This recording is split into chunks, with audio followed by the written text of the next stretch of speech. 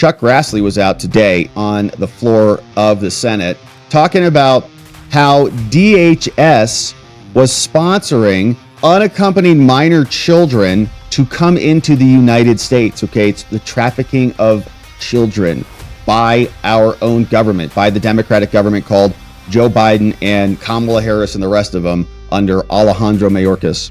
Mr. President, Senator from Iowa. probably all of my colleagues are very concerned that we've learned over the last few months or couple years that our Department of HHS is not tracking the 300,000 children, unaccompanied children under our immigration laws.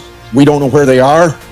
And if you're one of these senators that's concerned about that, I'd like to say this morning, I want to discuss a Department of Homeland Security Inspector General report that everyone in the Senate or their staffs ought to be on top of. Last week's report confirmed alarm bells that my investigative work been ringing for a decade. The Health and Human Services Office of Refugee Resettlement is responsible for placing unaccompanied children with fully vetted U.S. sponsors.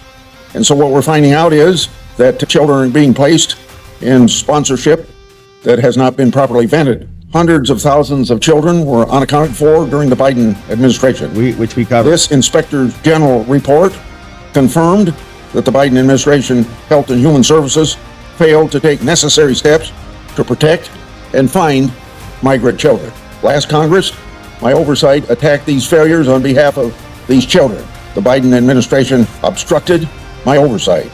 More than that, the Biden administration also ripped up an agreement made during President Trump's first term, allowing much more sharing of sponsor information with law enforcement. The Biden administration worried that the information would show sponsors were here illegally. This was the Biden administration's priority over the lives and health of children. Wild. To emphasize whether or not sponsors were here illegally was more important than protecting the lives of these children. So, simply put, the last administration's conduct, to include its obstruction of my oversight, is a textbook example of what not to do.